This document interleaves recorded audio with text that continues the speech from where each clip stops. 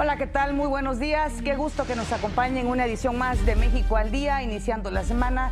En este momento la temperatura 14 grados centígrados en la capital del país. Y desde aquí, como siempre, un saludo muy afectuoso a quienes nos están viendo en el interior de la República Mexicana.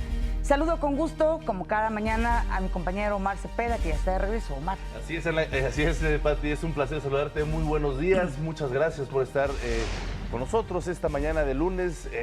Ya cerramos también mes, 31 de julio del 2017, cerramos séptimo mes del año. Qué rápido se pasa este 2017. Son las 6:32 minutos, estamos listos con toda la información. Acompáñenos, esto es informativo. Le tenemos la noticia al día. Antes saludo con mucho gusto y le doy los buenos días a Grisela Yebra, quien se encuentra en la lengua de señas mexicana. La Secretaría de Relaciones Exteriores condenó los hechos de violencia, la represión y también las muertes que se registraron durante las elecciones de la Asamblea Constituyente de Venezuela. En un comunicado, la Cancillería mexicana aclaró que el gobierno de México no reconoce los resultados de esta elección de los integrantes de la Asamblea Nacional. También dijo que lamenta que el gobierno de ese país haya decidido llevar a cabo unos comicios contrarios a los principios democráticos reconocidos universalmente, que no se apegan a la Constitución de la República y que profundizan sobre todo la crisis en la que está ese país sudamericano. Calificó las medidas instrumentadas a lo largo del día en Venezuela como provocadoras de temor entre la población, lo que según la Cancillería mexicana impidió la libre manifestación pacífica y el trabajo de los periodistas en Venezuela. Vamos a revisar qué fue lo que se eligió en Venezuela. El objetivo de esta elección de la Asamblea Constituyente es conformar un parlamento cuyo principal cometido será escribir una nueva constitución. Más de 6,000 candidatos se postularon para ser parte de la nueva Cámara, que estará formada por 545 diputados, todos del partido del presidente Nicolás Maduro. De acuerdo con los resultados por la presidenta del Consejo Nacional Electoral, Tibisay Lucena, más de 8 millones de venezolanos participaron en los comicios del domingo. Tenemos la participación del 41.53% del padrón electoral de Venezuela. Para un 8.089.320 venezolanos que se pronunciaron en relación a la oferta electoral para la Asamblea Nacional Constituyente. Cerca de la medianoche, el presidente Nicolás Maduro agradeció a los votantes y dijo que Venezuela tenía Asamblea Constituyente. ¡Tenemos Asamblea Constituyente! Yo dije, ciencia. Hubo estados del país que salieron los votantes retando la bala de los paramilitares, cruzaron ríos, en el Táchira cruzaron montañas, pero votaron por la Asamblea Nacional Constituyente. La jornada electoral en Venezuela se realizó en medio de cientos de manifestaciones en todas las ciudades del país. Hubo como resultado 16 personas muertas, entre ellos José Félix Pineda, un candidato a la constituyente en Ciudad Bolívar. En la ciudad de Altamira, un artefacto explotó cuando iba pasando un contingente de la Policía Nacional Bolivariana. 7 motos se incendiaron luego de la detonación. Varias personas, entre policías y civiles, resultaron heridas.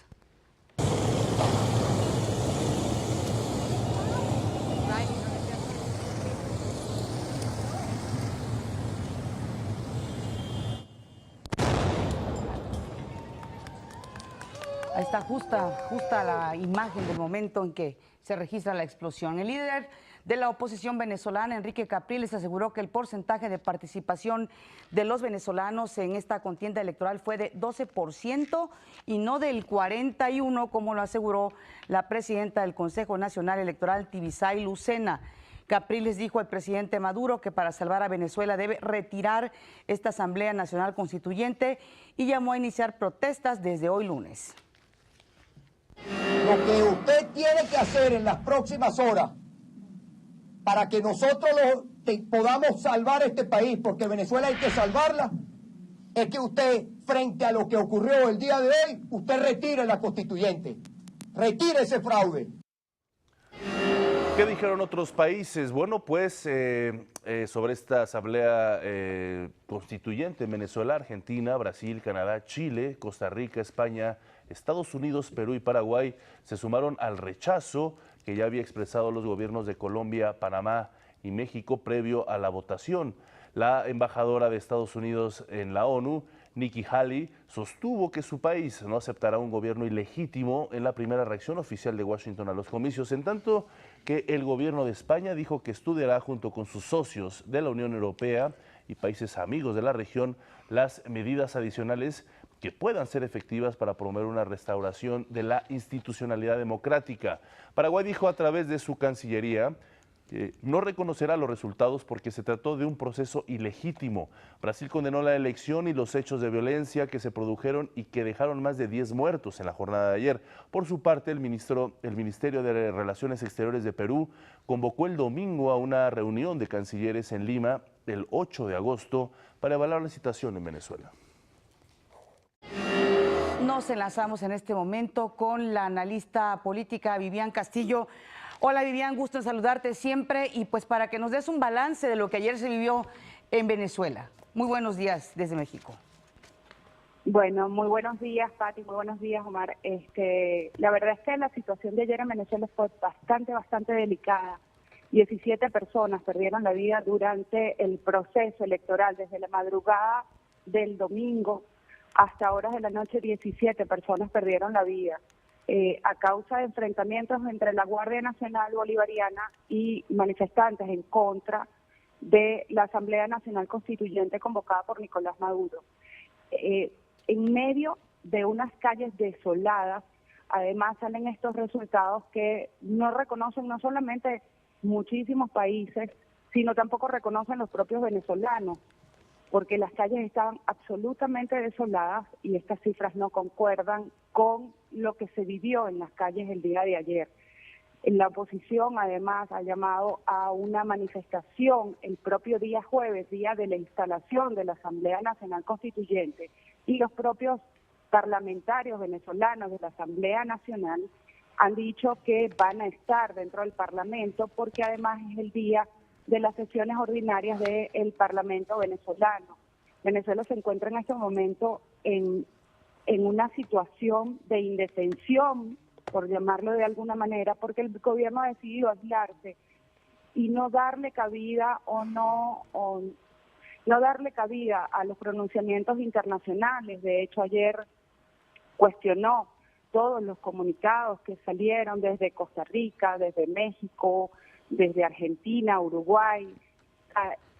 Realmente Venezuela en este momento se está aislando del mundo y no existe posibilidad de que un gobierno ilegitimado por la comunidad internacional tenga posibilidades de llevar adelante ningún proceso, tomando en cuenta además la situación económica de Venezuela en este momento, que es gravísima, la falta de alimentos y la falta de medicamentos. Venezuela, hay que recordar que no produce ningún tipo de alimento en este momento, que no alcanzan lo que se produce en Venezuela, en los campos venezolanos no alcanza para abastecer a la población venezolana, lo que dice que la situación de desabastecimiento en los próximos días se va a agudicar.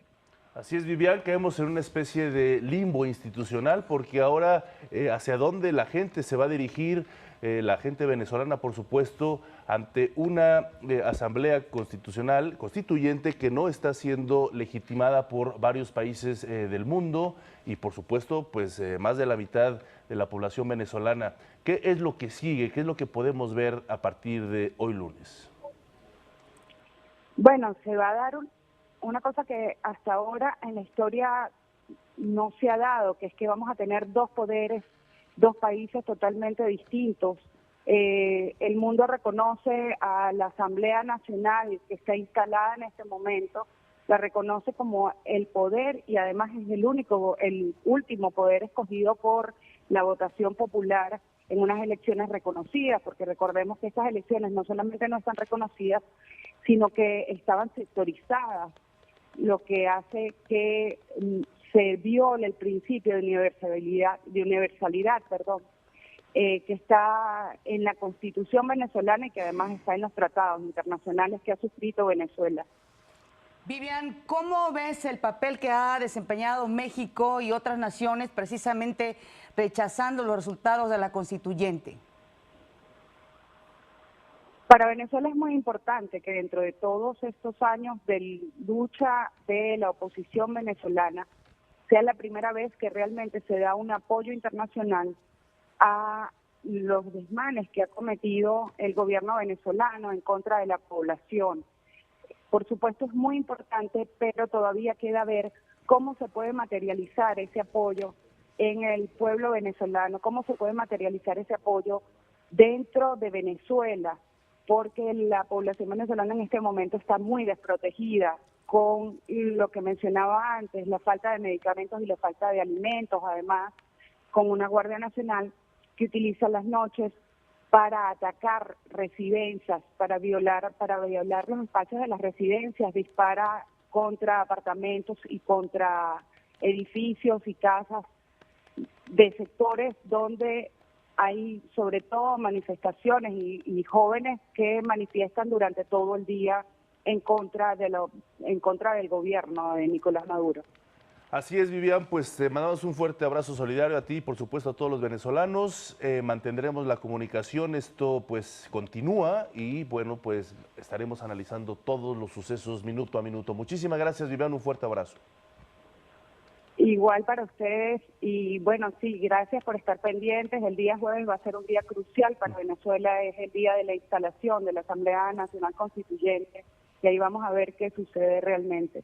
Claro. Sin duda alguna, momentos importantísimos los que están sucediendo allá en Venezuela. Gracias, un fuerte abrazo, Vivian Castillo. Igual. En otros temas, el secretario de Economía, Ildefonso Guajardo, aseguró que aunque haya días malos, México se mantendrá firme en su estrategia durante la renegociación del Tratado de Libre Comercio de América del Norte.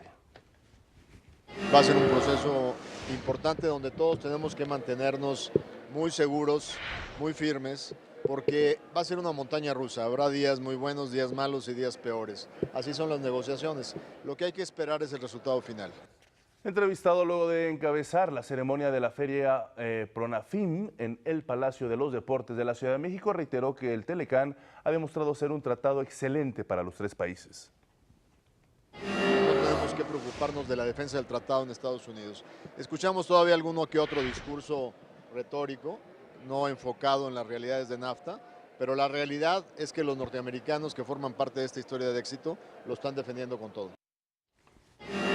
La Conferencia Nacional de Gobernadores se pronunció por cerrar filas con el gobierno federal en la renegociación del Telecán. El jefe de gobierno de la Ciudad de México, Miguel Ángel Mancera, en su calidad de presidente de la CONAGUA, aseguró que la prioridad será brindar soporte a los empresarios y trabajadores mexicanos involucrados en las negociaciones. Dijo que México sí quiere estar en el Telecán, pero con la frente en alto.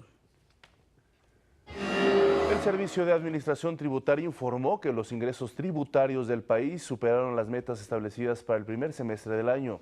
El SAT indicó que el cobro de impuestos alcanzó un total de 1.472.000 millones de pesos entre enero y julio pasados. Este monto superó la meta establecida en la Ley de Ingresos de la Federación, la cual estimaba recaudar cerca de 61.000 millones de pesos. Además, destacó que si se excluye el impuesto especial sobre producción y servicios a combustibles, la recaudación alcanza una tasa de crecimiento real de 3.3%. El presidente nacional del PRI, Enrique Ochoa, encabezó en Chihuahua la Asamblea de Consejeros Políticos y Estatales, donde se pronunció sobre la próxima Asamblea Nacional del PRI, que se va a realizar el 12 de agosto. Informó que en la Asamblea discutirán la oferta que presentarán ante los ciudadanos. La Asamblea Nacional es la gran oportunidad que nos damos los priistas cada 4 años para discutir la oferta política que presentaremos ante los electores. ¿Cómo vamos a solucionar los principales problemas? ¿Cuáles son las ideas que vamos a presentar para generar empleos de calidad y bien pagados? Para mejorar las condiciones de seguridad, para establecer condiciones de preparación educativa, para que nuestras niñas y niños construyan su propia historia de éxito. El Tribunal Electoral del Estado de México resolvió anular 79 casillas de las 6.196 impugnadas en 127 juicios de inconformidad interpuestos por los partidos políticos en la elección a gobernador del pasado 4 de junio. Por tal motivo, simpatizantes de Morena y su candidata Delfina Gómez, que se plantaron afuera del órgano electoral, descalificaron el resolutivo. Del total de los 127 juicios resueltos, 45 fueron interpuestos por Morena, que originalmente pedía el recuento de las 18.605 casillas que se instalaron en la elección. Con dicha resolución se anularon 24.243 votos que modifican los resultados consignados en 32 actas de cómputo distrital de la elección, por lo que el tribunal ordenó notificar las sentencias al Instituto Electoral del Estado de México. Los diputados del PAN, Jorge Romero, y de Morena, Alfonso Suárez del Real, pidieron no politizar ni emitir juicios adelantados con respecto al caso Tláhuac sin antes tener todos los elementos. Esto ante la próxima comparecencia del delegado de esa demarcación, Rigoberto Salgado, ante la Asamblea Legislativa, en la que se buscará conocer su postura ante los hechos que llaman narcomenudeo que se han presentado ahí en Tláhuac. Por su parte, el diputado del PRD, Iván Texta, aseguró que citar a comparecer a Salgado no tiene tintes políticos, sino que es deber de la Asamblea procurar que los gobiernos delegacionales se conduzcan con la más posible transparencia. El delegado de Tláhuac va a comparecer el 2 de agosto. Y durante un operativo implementado por el gobierno de la Ciudad de México se realizó la suspensión de 3 establecimientos que operaban de manera irregular en la delegación Tláhuac. Entre los locales clausurados se encuentra el bar MK Club, el cual está vinculado más bien a Miguel Ángel Pérez Rodríguez, hijo de Felipe de Jesús Pérez Luna, alias El Ojos, líder del cártel de Tláhuac y quien fuera abatido hace unas semanas. El gobierno capitalino informó que el despliegue policíaco incluyó a cerca de 600 elementos de la Secretaría de Seguridad Pública y de la Policía de Investigación de la Procuraduría General de Justicia. El Grupo de Coordinación Puebla Segura informó que en la semana del 23 al 30 de julio aseguraron más de 200,000 litros de combustible robado. Detalló que con estos resultados, en lo que va del año, se han recuperado 3,451,889 litros de huachicol. Precisó que en un total de 27 operativos realizados, 9 personas fueron detenidas, se aseguraron 46 vehículos y fueron resguardadas 122 tomas clandestinas. Agregó que en lo que va del año se han detenido a 576 llamados huachicoleros, es decir, los que roban el combustible, y se recuperaron más de 2,000 vehículos y se han atendido 603 tomas clandestinas. En otros temas, ayer se conmemoró el Día Mundial contra la Trata de Personas y por ese motivo la Secretaría de Gobernación realizó un evento y de esta forma brindar información sobre este delito. Con el fin de fomentar la reflexión y visibilizar a víctimas que son explotadas y vulneradas en sus derechos humanos, la Organización de las Naciones Unidas decidió designar el 30 de julio de cada año como el Día Mundial contra la Trata de Personas. En este marco, la Secretaría de Gobernación y otras dependencias del Gobierno federal realizaron este domingo una feria informativa en la Alameda Central con el objetivo de acercarse a la comunidad y brindar información sobre este delito. La alianza con sociedad civil nos permite hacer este tipo de dinámicas y entregarles la información a las personas que les permita advertirse de los peligros de la trata. En ocasiones, los tratantes utilizan formas tan comunes como el enamoramiento, ofertas engañosas de trabajo, ofertas de amistad en internet, que personas que están en una situación vulnerable caen en eso y acaban entrando en el círculo de la explotación por una cuestión de necesidad, incluso afectiva. La secretaria técnica de la Comisión Intersecretarial contra la Trata de Personas de la Secretaría de Gobernación, Mercedes Peláez, señaló que se han librado importantes luchas para la protección de los derechos humanos de todas las personas con la intención de garantizar el goce de los mismos para el desarrollo óptimo de todas y todos. Y el protocolo de Palermo, que es el mandato que nosotros tratamos de cumplir al seguir con la instalación de la comisión y trabajar todos los días en el combate a este delito, es finalmente la erradicación de la trata de personas. Cabe resaltar que la trata de personas es un delito que afecta a la población en general, sin distinción de género, sexo, edad, nacionalidad, con numerosos propósitos y fines como son la esclavitud, el trabajo forzado, la servidumbre y la prostitución, entre otros. Con información de Gilberto Rodríguez Monroy, México al día. Agentes de la Policía de Investigación rescataron a 17 menores de edad que eran explotados sexualmente en 5 bares de la colonia Tacubaya, aquí en la delegación Miguel Hidalgo. La fiscal de investigación del delito de trata de personas, Juana Camila Bautista, dijo que el operativo se realizó después de recibir una denuncia de una de las afectadas, quien pertenece a una comunidad indígena de Chiapas. En el operativo fueron detenidas 9 personas acusadas del delito de trata de personas en su modalidad de explotación sexual. Bautista argumentó que los imputados podrían alcanzar una sentencia de hasta 30 años de prisión. La madrugada de este lunes, la Policía Federal informó el cierre total en ambos sentidos del Paso Express de Cuernavaca. Esto debido a las lluvias que se registraron ayer por la noche en la entidad y que podrían generar nuevas afectaciones en el área donde se ubica el socavón que se formó hace unas semanas. Por ese motivo, el tránsito fue desviado por rutas alternas a la altura del Chipitlán. Por otra parte, Protección Civil de Morelos informó que esta medida se repetirá cuantas veces sea necesaria, sobre todo cuando se presenten severas precipitaciones.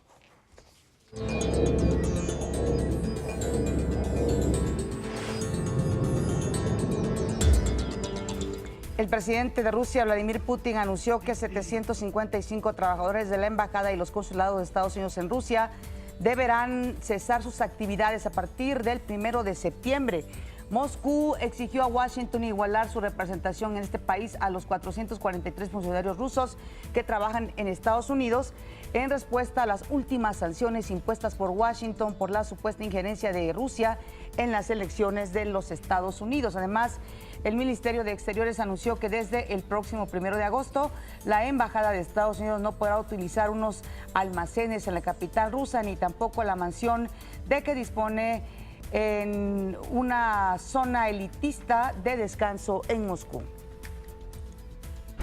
El presidente de los Estados Unidos, Donald Trump, designó a John Kelly, actual secretario de Seguridad Nacional de la Unión Americana, como su nuevo jefe de gabinete en reemplazo de Reince Priebus.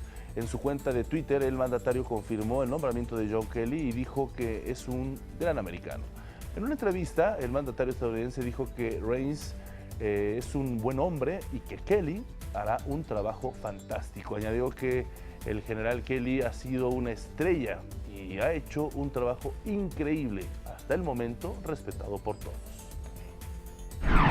El gobierno de Corea del Norte lanzó un nuevo misil balístico intercontinental que cayó luego después de volar más de 1000 kilómetros en aguas de la zona económica exclusiva de Japón. Las Fuerzas Armadas surcoreanas consideran que se trata de un misil intercontinental de clase avanzada superior al que probó el 4 de julio el régimen de Kim Jong-un y que ya suscitó todo tipo de críticas y preocupaciones en la mayor parte de la comunidad internacional.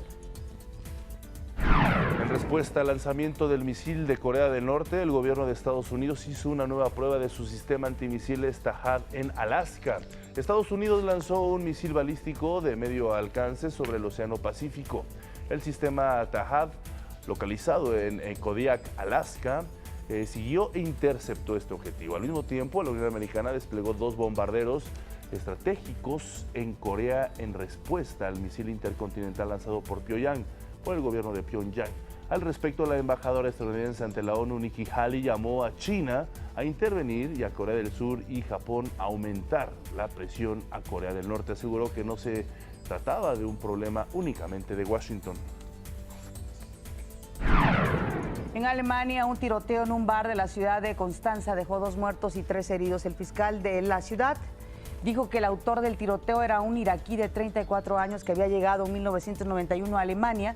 Tenía antecedentes penales y al parecer tuvo una discusión de origen familiar en el interior de la discoteca que perteneció a su suegro. De acuerdo con información, después de este altercado, el hombre fue expulsado del lugar y minutos después regresó para abrir fuego en la discoteca. El autor de los disparos fue abatido por la policía cuando intentaba huir del lugar. La policía descartó, por supuesto, que se tratara de un ataque terrorista. Un incendio en el escenario principal del Festival de Música Electrónica Tomorrowland obligó a desalojar a más de 22,000 personas que se encontraban en el Parque Cansam de Santa Coloma de Gramenet, en Barcelona, esto allá en España.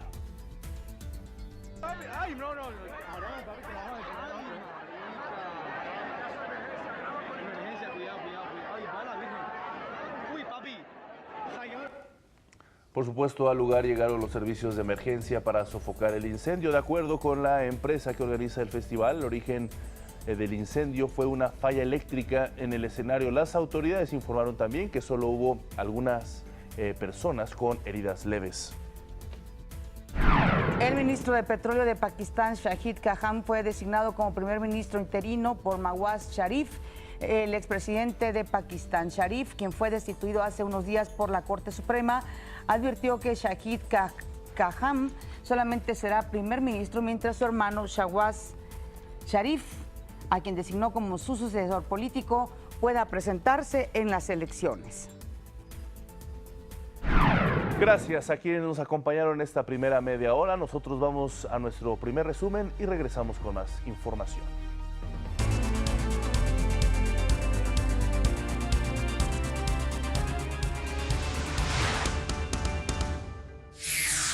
Tenemos asamblea constituyente.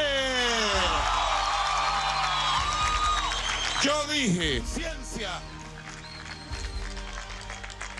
Hubo estados del país que salieron los votantes retando la bala de los paramilitares.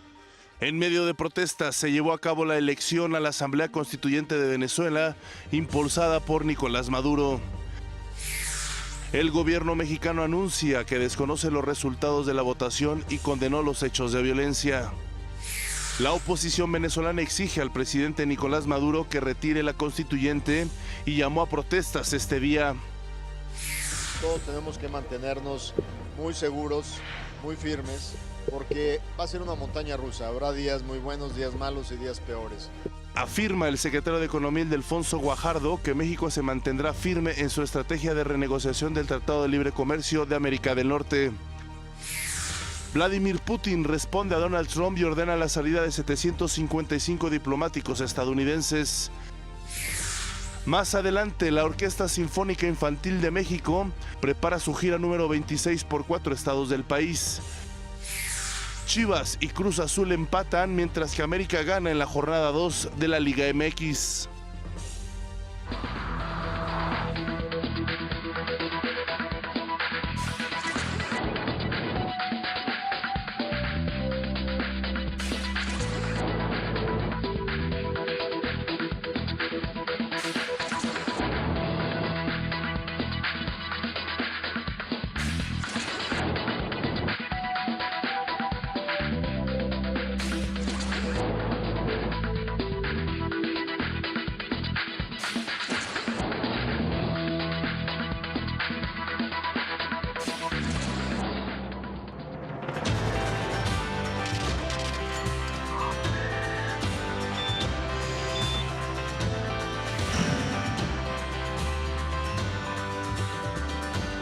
Lunes de orientación vocacional, nos acompaña aquí en el estudio el maestro Salvador Sánchez Gutiérrez.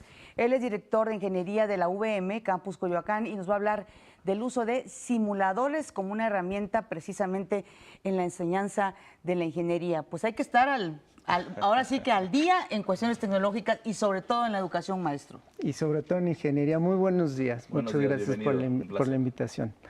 Pues sí, efectivamente, en estos últimos tiempos, ¿no? Marca, por ejemplo, estudios de la OCDE que la manera en la que se deben impartir las clases, ¿no? y integrando nuevas tecnologías, pues va a cambiar el rostro de cómo nuestros estudiantes reciben el conocimiento. Claro. De entrada, el clásico lecture, ¿no? Donde el profesor llega y imparte una clase, pues eso empieza ya a quedar pues fuera, ¿no? Obsoleto. Ahora la intención, la orientación sobre todo es que el estudiante pueda escoger el tipo de conocimiento que tiene y el que desea además obtener, ¿no? Claro. ¿Cuáles son las principales áreas dentro de las ingenierías que van a ser usados o están siendo usados estos simuladores? Mira, yo te diría, en realidad, ninguna de las áreas se salva, ¿no? Es decir, todas son susceptibles de usar estas nuevas tecnologías. Yo te diría particularmente, y dentro de la Universidad del Valle de México, pues hemos, por ejemplo, integrado mucho programas como petróleo y gas, biomédica, ingeniería en tecnologías de animación digital, ¿no?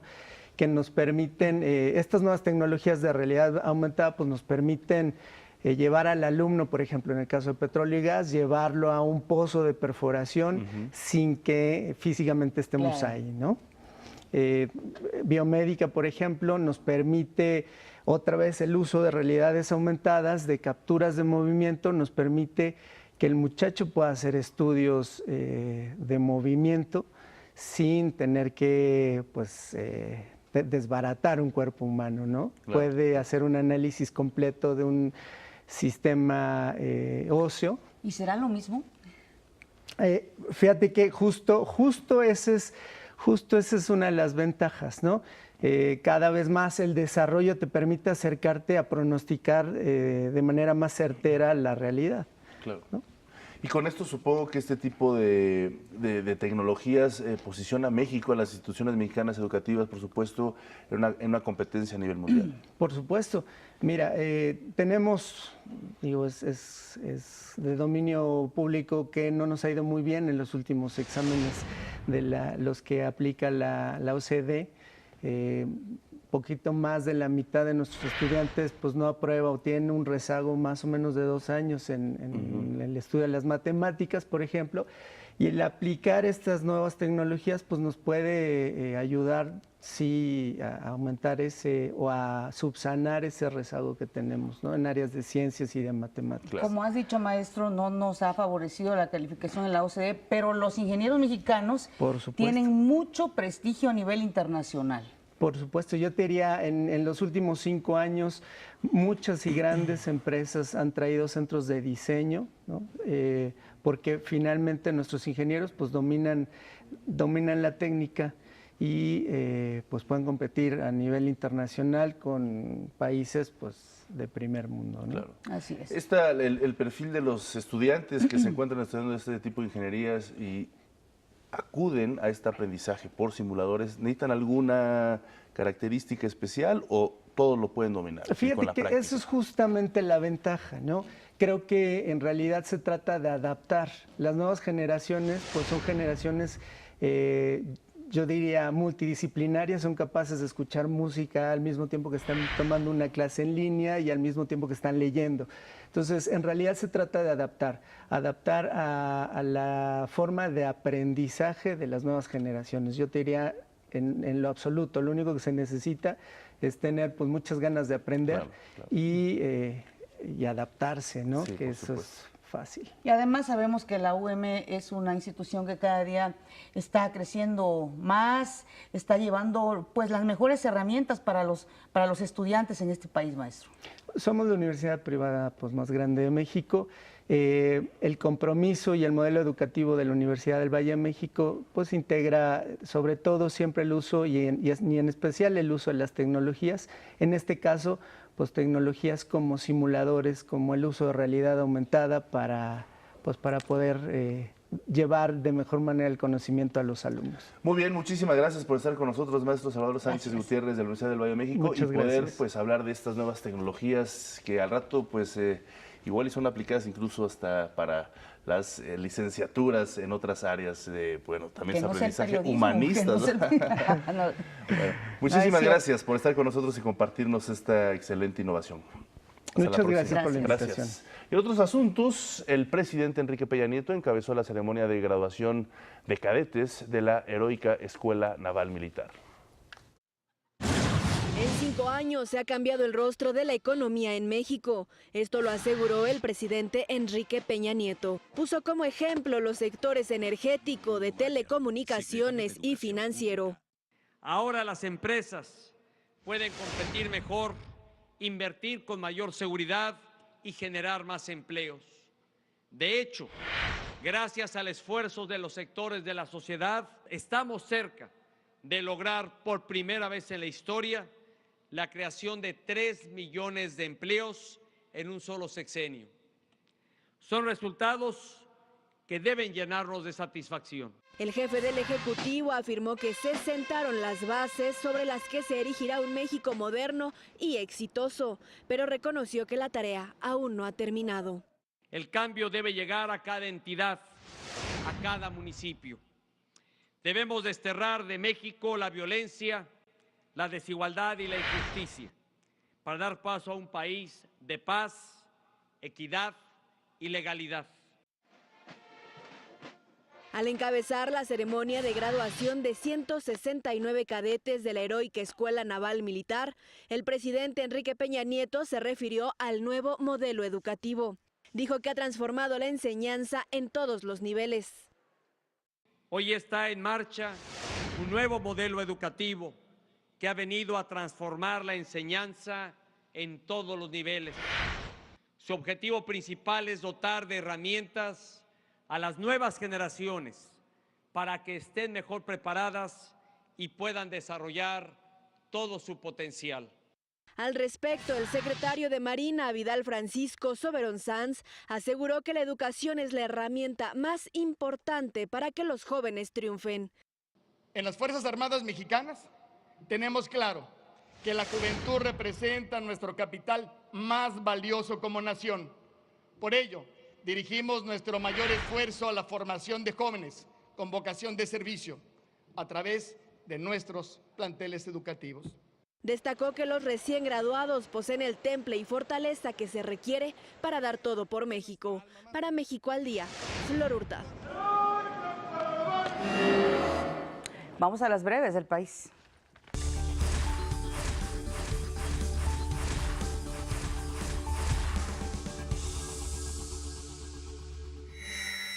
El delegado de Tula de Allende de la Coordinación de Seguridad Pública Estatal, Félix Ibarra Hernández, falleció al protagonizar un accidente de tránsito cuando patrullaba en la carretera Arco Norte, a la altura de la caseta Ajoloapan, Estado de México. En el percance, además, 2 elementos resultaron lesionados. El conductor de un taxi que agredió a una joven en la colonia Santa Úrsula Jitla de la delegación Tlalpan el pasado 21 de julio fue vinculado a proceso por el delito de homicidio calificado en grado de tentativa. El sujeto fue aprehendido el pasado 28 de julio tras ser captado en un video mientras agredía a la joven. Elementos de la Secretaría de Seguridad Pública y policías municipales de Nezahualcóyotl montaron un operativo ayer para impedir la instalación de 7,000 ambulantes del Tianguis de San Juan, en la delegación Iztapalapa, luego de que el pasado domingo se registrara una balacera que dejó 2 muertos y 10 heridos.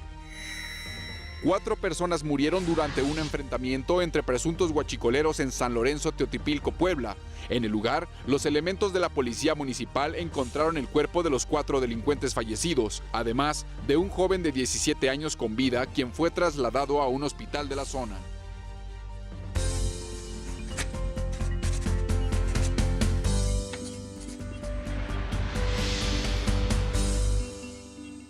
Y estamos encantados de estrenar esta nueva sección esta mañana de lunes, Doble Enfoque, donde hablaremos precisamente sobre muchos temas que tienen que ver con la equidad de la mujer y quién mejor de estas voces nacionales e internacionales que claman a veces en el desierto. Sara Lovera, una de las mujeres incansables sobre igualdad de género, sobre los derechos de la mujer. En fin, es un placer estar contigo hablando sobre esta nueva sección. Gracias por estar con nosotros.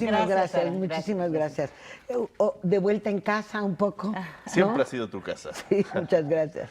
Platícanos un poquito cuál va a ser la idea, la intención, el eje temático de estas secciones que estaremos cada 15 días contigo. Mira, sabes que la idea es como promover lo que estamos haciendo todos los días en CEMéxico, el Servicio de Noticias de la Mujer México, que viene de una agencia de noticias que nació en 1978. Fuimos la primera agencia internacional, Servicio de Noticias de la Mujer, de América Latina y el Caribe.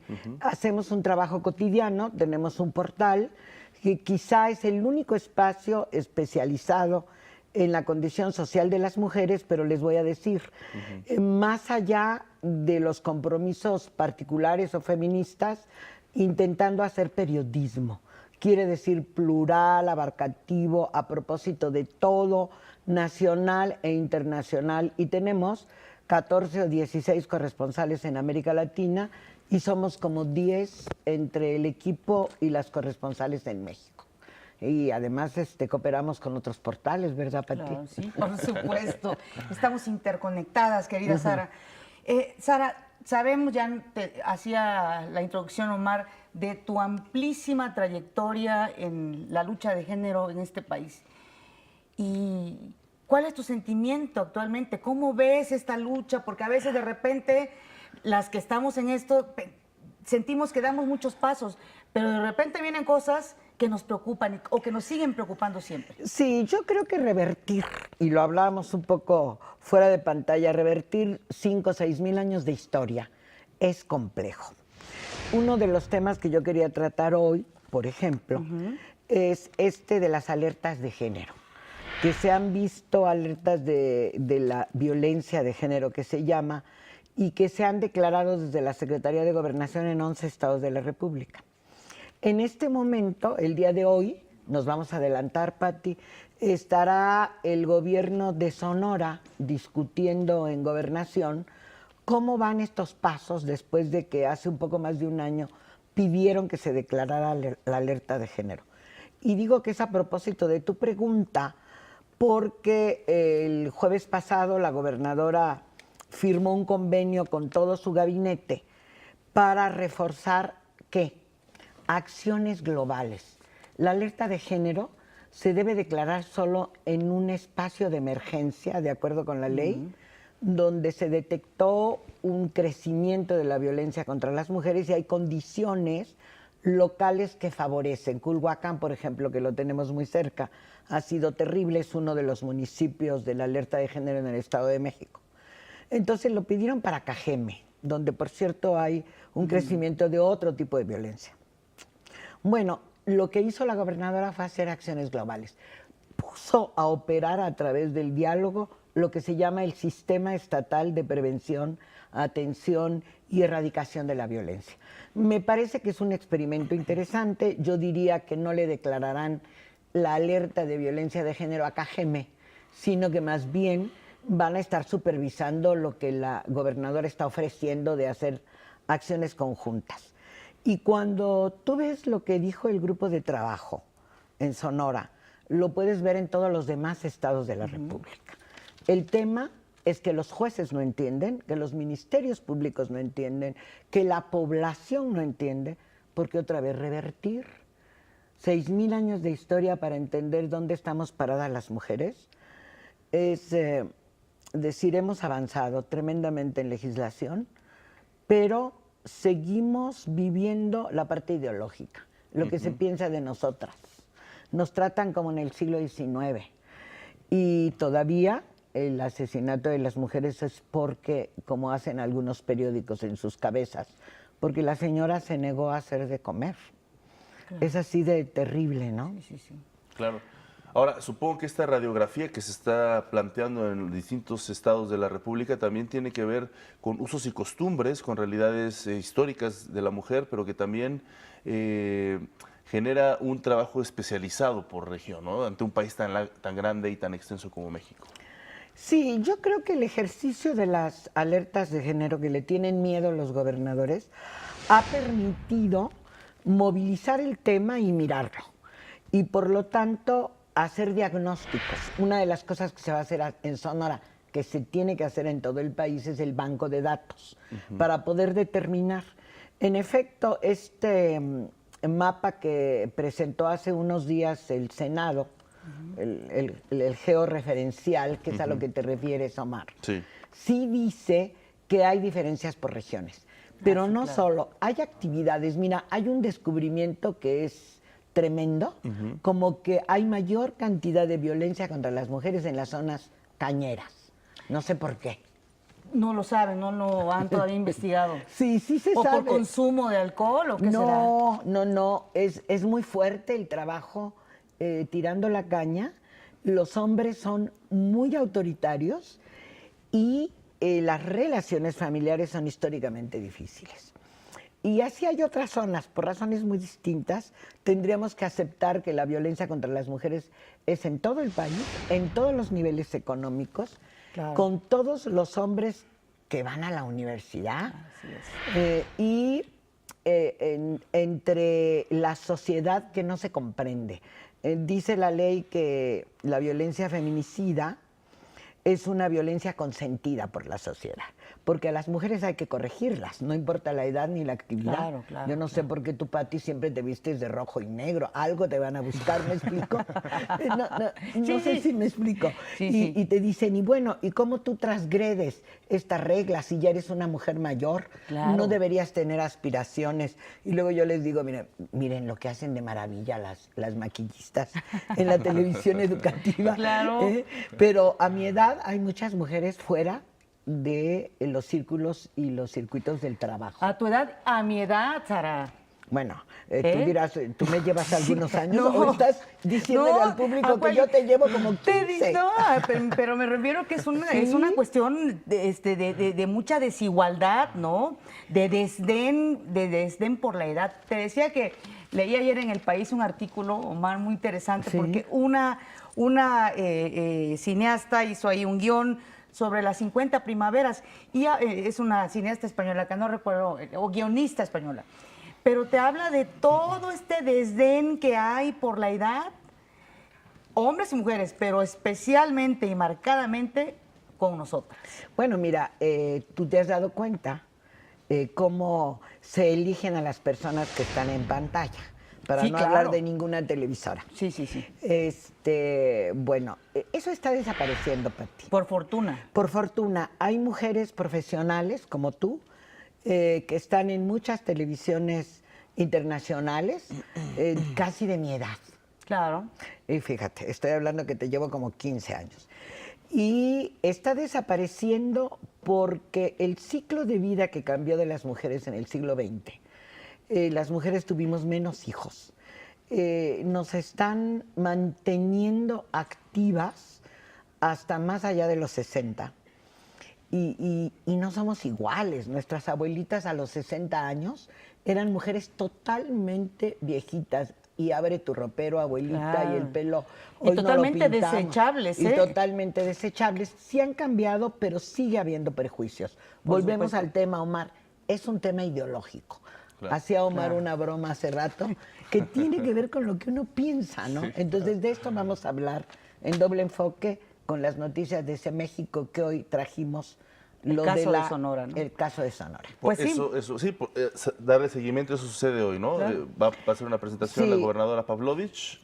Mira, viene su equipo de trabajo encabezado por el secretario de gobierno a presentar los avances, esto que yo decía, el diálogo, el estar tejiendo es un proceso, no se resuelve en 5 minutos.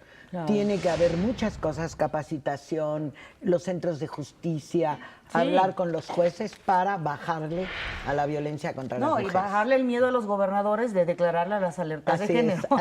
Así es, efectivamente. Perfecto, Sara Lovera, pues es un gusto de verdad que estés con nosotros hablando de este tema importante. Claro que sí, nos vemos en 15 días. Una probadita. Gracias, Sara, un placer. Y la Cruz Roja Mexicana realiza una campaña para prevenir ahogamientos en estas vacaciones. Con el motivo del periodo vacacional de verano en el que los accidentes por ahogamiento se incrementan entre un 15 y 20%, la Cruz Roja Mexicana llevó a cabo un simulacro en la alberca del Comité Olímpico Mexicano, en el que se contó con la presencia de especialistas del área de rescate acuático de la benemérita institución, quienes mostraron diversas técnicas para rescatar a una persona al momento de ahogarse por situación de cansancio, pánico y traumatismo.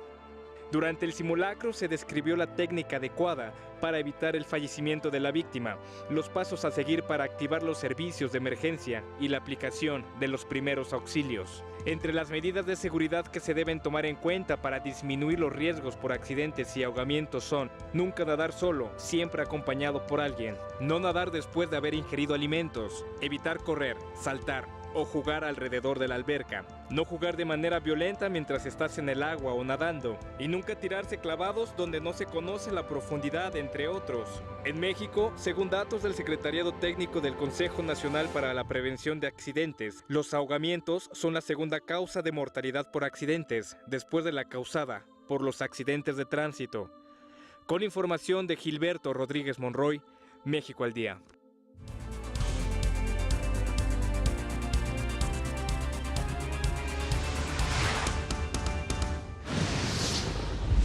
Durante un operativo implementado por el gobierno de la Ciudad de México, se realizó la suspensión de 3 establecimientos que operaban de manera irregular en la delegación Tláhuac.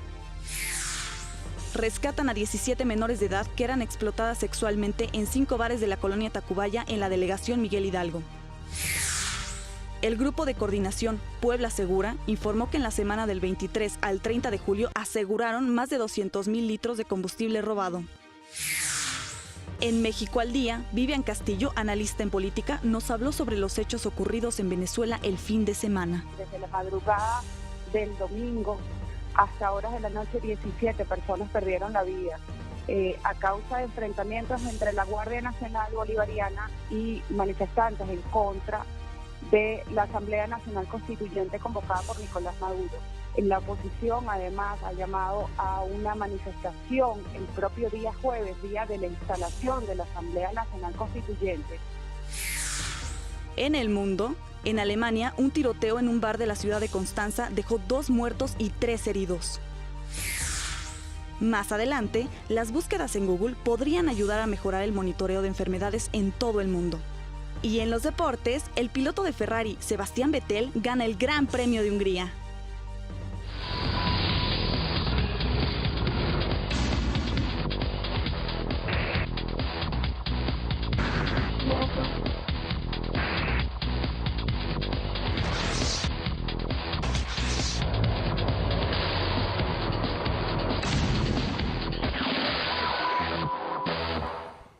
Y me da muchísimo gusto volver a ver y volver a saludar a Ana Cristina Olvera, quien se encuentra ya con toda la información, interesantísima información sobre las redes sociales. Y por cierto, aprovecho y darte las gracias, Ana Cris, por haber estado durante esta semana que precedió, haber estado en esta trinchera informativa. Muchísimas gracias, Ana Cris. Vamos contigo. Omar, muy buenos días, el gusto es todo mío de saludarte de nueva cuenta y por supuesto fue un placer estar acompañando a todos los que nos sintonizan en México al Día. Pati, muy buenos días. Ya saben que nos sintonizan a través de la señal del canal 22 de Ingenio de Aprende TV, también en Facebook, Noticias México al Día, estamos transmitiendo por Facebook Live y en Twitter @mexaldía. Y bueno, iniciemos con las noticias de lo que sucede en las redes en materia de innovación, también tecnología y ciencia. Y es que ya lo habíamos comentado aquí en México al Día, que pues se había metido una acción legal para impedir que Donald Trump, el presidente de los Estados Unidos, pudiera bloquear a los usuarios de Twitter, a los cuales él considera pues no escuchar sus opiniones en contra de su gobierno y sus diferentes acciones. Pues el juez de la Corte Federal de Estados Unidos, James C. Kashevis, estableció la imposibilidad legal de que los funcionarios públicos del gobierno estadounidense bloqueen en redes sociales a los usuarios que critiquen sus acciones, pues esa censura sería una violación esencial a la libertad de expresión protegida por la primera enmienda de la Constitución de ese país. El magistrado subrayó que, dado que las redes sociales son hoy el foro más importante para expresar libremente puntos de vista, sería un ataque a la primera enmienda impedir que los usuarios expresen por ese medio sus opiniones sobre las acciones y las políticas de los empleados públicos de los Estados Unidos.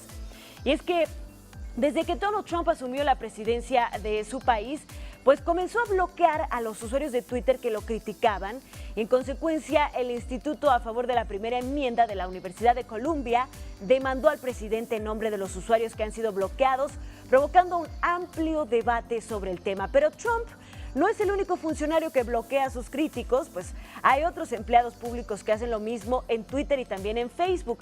El caso que llegó al juez Kashevis y que sirvió como base para este fallo fue el de Brian C. Davidson, quien criticó y acusó de corrupción a la funcionaria gubernamental Phyllis J. Randall en su calidad de presidenta de la Junta de Supervisiones Escolares del condado de Loudoun, en Virginia. La respuesta de Randall fue bloquear inmediatamente a Davis como usuario, y aunque un día después lo desbloqueó, Davidson procedió con el caso ante la corte, alegando la violación de su derecho a la libre expresión. Esto, por supuesto, ha abierto un amplio debate. Hay quienes opinan que el presidente de los Estados Unidos no tendría que apegarse totalmente a este fallo, debido a que él normalmente tuitea desde su cuenta personal, que es @RealDonaldTrump, y no desde la cuenta oficial, que es @POTUS. Sin embargo, pues sí hay un debate porque él finalmente es el presidente de los Estados Unidos y está haciendo comunicaciones oficiales, anuncios oficiales de su gobierno a través de su cuenta personal de Twitter, por lo cual pues veremos en los siguientes días, meses y años del gobierno de Donald Trump cuál es la resolución al respecto de este fallo de la Corte, que dice que no puede bloquear a los usuarios de Twitter. Vaya controversia. ¿Usted qué opina? Y bueno, las búsquedas que se realizan de manera cotidiana en Google pueden también ayudar a mejorar el monitoreo de enfermedades en todo el mundo.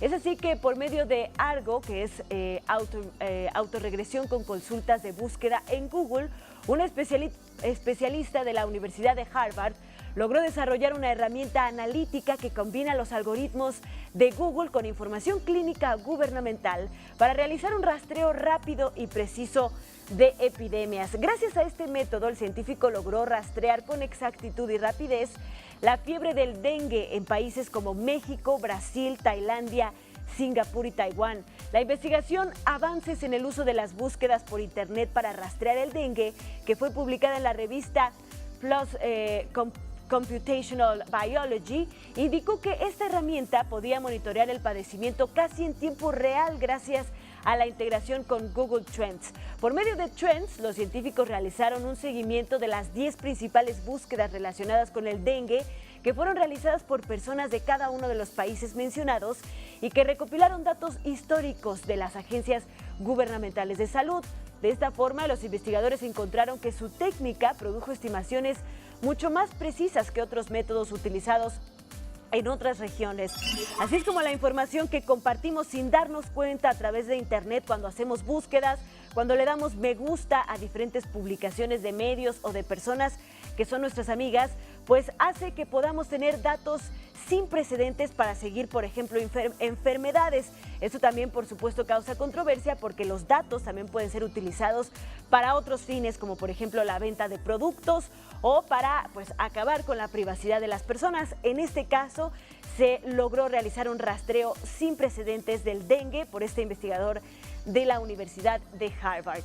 Y bueno, vámonos a otras noticias de tecnología, porque la fábrica de Tesla en Fremont, California, sirvió de escenario para un momento trascendental para la compañía y para el mundo del transporte eléctrico y autónomo, que pues es esta compañía que es dirigida por el polifacético Elon Musk, el Tony Stark de la vida real. La firma entregó, como estaba previsto, los primeros 30 Model 3 o Modelo 3 del modelo que, según el ejecutivo, será el clave para la democratización de los carros eléctricos. Los vehículos se podrán adquirir a partir de los $35,000 y si bien estos primeros Model 3 parten de los $44,000, poco a poco pues se pretende que vayan bajando su precio. Esto los hace pues muy accesibles a las personas alrededor del mundo, ya que cuestan casi como cualquier otro automóvil. Durante el evento, Musk afirmó que Tesla nunca pensó en construir coches eléctricos premium. No obstante, agradeció efusivamente a todos aquellos que se habían hecho con un modelo X o con un modelo S, porque habían hecho posible este nuevo modelo que será el insignia de Tesla, el Modelo 3. Además de presentar estos esperadísimos carros, el ejecutivo indicó que su intención es que en Fremont se produzcan en diciembre 20,000 vehículos al mes. El año que viene, dijo, produciremos 10,000 coches a la semana, prometió el fundador de Tesla, y así cumpliría su objetivo de producir 500,000 de vehículos en el año 2018. El Model 3 con menor autonomía es capaz de acelerar de 0 a 100 kilómetros en 5.6 segundos, mientras que el más potente lo hace en 5.1 segundos. La velocidad máxima es 210 kilómetros por hora. ¿Por qué es importante esto para la humanidad? Pues porque está poniendo los carros eléctricos completamente limpios y que también tienen todo lo necesario para ser autónomos al alcance de la mayoría de las personas del mundo. Recordemos que ya existen supercargadores de Tesla en todo el mundo. Aquí en México hay, por ejemplo, en Cuernavaca, y pues se espera que esto dé un gran paso para el transporte limpio y autónomo en el mundo. Así que gran paso para Tesla este fin de semana. Esa es la información hoy, que tengan excelente inicio de semana. Gracias, Anita. Y este fin de semana se llevó a cabo la primera edición de la Feria Pronafim. Con el motivo de fortalecer a las microempresas existentes, contribuir al emprendimiento, incubar una idea productiva para generar planes de negocio y dar a conocer programas públicos, productos y servicios financieros. Este fin de semana se llevó a cabo la primera edición de la Feria Pronafim, en el que se comercializaron productos de casi 150 microempresarias y microempresarios de todas las regiones del país. Eliminar la regulación excesiva, procurar la disponibilidad de apoyo y financiamiento y sobre todo poderlos apoyar en desarrollar buenos negocios. Ese compromiso estará presente y procuraremos dejar a Pronafim como una institución sólida, transformada, que pueda orientarse justamente a apoyarlos a ustedes a través de los proyectos que tiene en el financiamiento. Se trató de un evento donde los asistentes encontraron los mejores productos en textiles, artesanías, dulces típicos, joyería, ropa y calzado a los mejores precios, y que han sido casos de éxito, como el de doña Juana Carmona, quien se dedica a la elaboración de productos derivados de la miel de abeja y en el que Pronafim le proporcionó el financiamiento para su proyecto, y el de Ricardo, experto en salsas, mermeladas, botanas, entre otros productos. Me apoyó para tener más cajones. Sí, o sea, para que fue un proyecto que salió de cajones de abejas. Sí. Entonces, pues ahora sí que de ahí pues ya ha ido creciendo más el negocio. ¿Usted ha visto un cambio desde que está con Pronafim? Sí, sí, porque ahorita, vea, nos han invitado aquí a esta feria y para mí sí es bien importante porque cuando me invitan pues salgo y desplazo más el producto. Nosotros somos emprendedores que surgimos de origen politécnico. Y Pronafim nos ayudó mucho en la capacitación, en su incubadora, en las asesorías, en los financiamientos y en las promociones, como hoy aquí en el Palacio de los Deportes. Durante los días del evento, se recibieron a poco más de 5,000 asistentes, quienes con su compra apoyarán lo hecho en México y a los microempresarios para encontrar herramientas para impulsar sus negocios. Con información de Gilberto Rodríguez Monroy, México al Día. Vamos a hacer una pausa. Les recuerdo que estás viendo México al Día.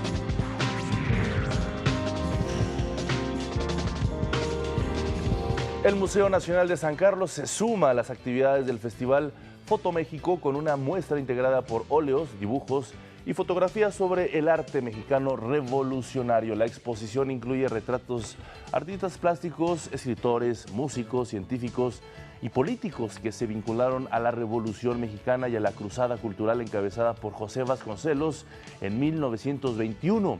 El propósito es mostrar los grandes proyectos emprendidos por Vasconcelos desde la Secretaría de Educación Pública para recuperar el arte nacional y sus tradiciones.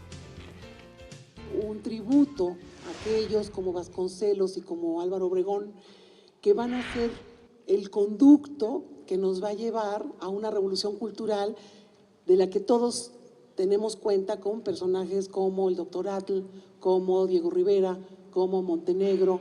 Es mostrar cómo a partir de 1921, los pintores y los artistas plásticos, los científicos, la clase intelectual en general, siente una verdadera necesidad de hacer lo propio en su campo, como lo que hicieron los hombres comunes en los campos de batalla. La Orquesta Sinfónica Infantil de México se prepara en un campamento en Querétaro para la que será su gira número 26 por 4 estados del país. En esta ocasión, la agrupación va a ofrecer el programa de mitos, cuentos y leyendas en foros del Estado de México, Hidalgo, Guanajuato y Ciudad de México del 2 al 6 de agosto.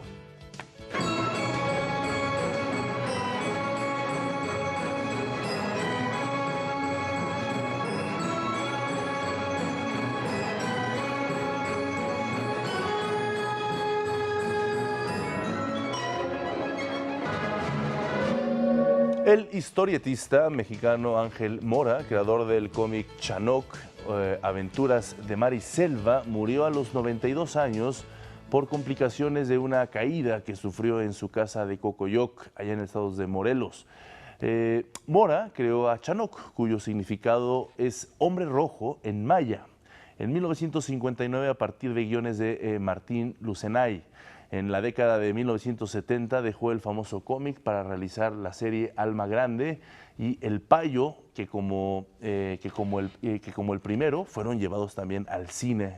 Chanoc la inmortalizó precisamente Tintán en su etapa final de su vida artística. En la pantalla grande el personaje de Chanoc fue interpretado también por Andrés García, Gregorio Casals y Humberto Gursa, mientras Chano Urueta, Germán Valdés Tintán y su hermano Ramón Valdés hicieron del pícaro anciano Tsebuc.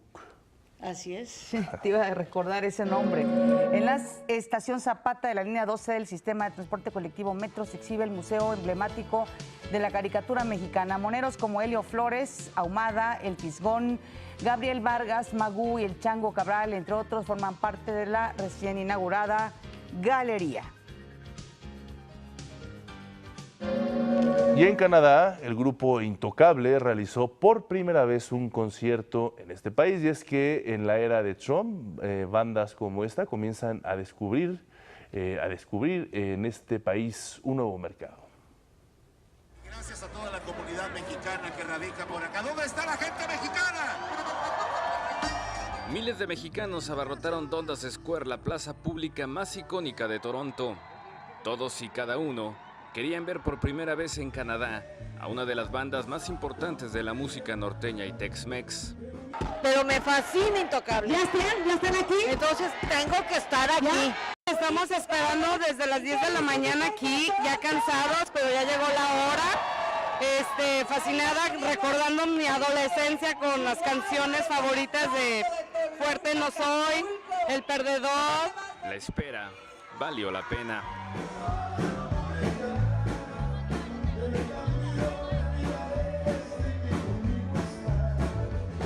En 22 años de carrera musical, Intocable jamás había pisado tierras canadienses. No conocemos, acabamos de llegar, nos han tratado bien, es todo lo que puedo decir. Sin embargo, descubrieron que la comunidad mexicana ha crecido en Canadá y que la respuesta del público fue cálida y entregada.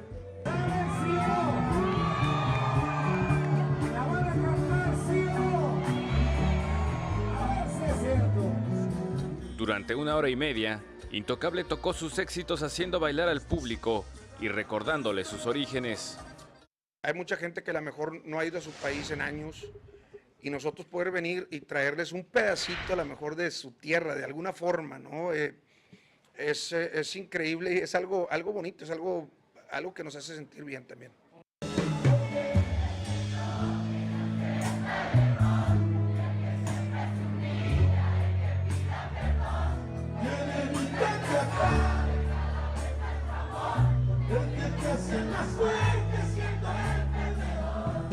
Tengo ya 10 años aquí en Canadá y significa volver a vivir momentos increíbles que viví en México. Muy bien, porque recordamos un poquito de lo que nos gusta a los mexicanos, el grupo. A mí en particular me gusta la banda, rancheras, corridos. Previo a su presentación, la banda originaria de Zapata, Texas, habló con México al Día sobre la era Trump. Siempre ha habido trabas porque pues es un país donde pues desgraciadamente no es de los inmigrantes. Entonces siempre ha habido trabas, yo creo que siempre se han vencido, siempre hay que enfocarnos, hay que unificarnos como inmigrantes, hay que hacer las cosas bien, hay que portarnos bien.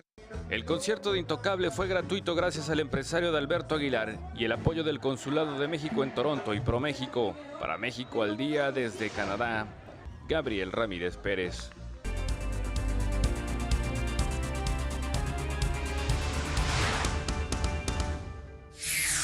En medio de protestas se llevó a cabo la elección a la Asamblea Constituyente de Venezuela impulsada por Nicolás Maduro. El gobierno mexicano anunció que desconoce los resultados de la votación y condenó los hechos de violencia.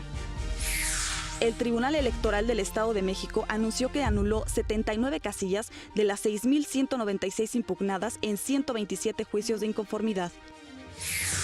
El Paso Express de Cuernavaca cierra su circulación en ambos sentidos como medida cautelar por las lluvias registradas en la entidad. Corea del Norte lanza de nuevo un misil intercontinental que alcanzó aguas japonesas. En el estudio, Sara Lovera nos habló sobre la equidad de género. Hemos avanzado tremendamente en legislación, pero seguimos viviendo la parte ideológica, lo que se piensa de nosotros. Nos tratan como en el siglo XIX y todavía el asesinato de las mujeres es porque, como hacen algunos periódicos en sus cabezas, porque la señora se negó a hacer de comer. Es así de terrible, ¿no? El historietista mexicano Ángel Mora murió a los 92 años por complicaciones de una caída que sufrió en su casa de Cocoyoc, Morelos. Y en los deportes, el mexicano Jaime García es nuevo pitcher de los Yankees de Nueva York. Gracias por estar con nosotros, fue un placer saludarlos este inicio de semana. Así es, gracias a Griselda Yebra que esta semana nos va a acompañar en el lenguaje de las señas. A ustedes, pero sobre todo a usted que nos hace el favor de vernos. Esto es un esfuerzo informativo de televisión educativa. Que tenga, sí, una excelente semana. Gracias.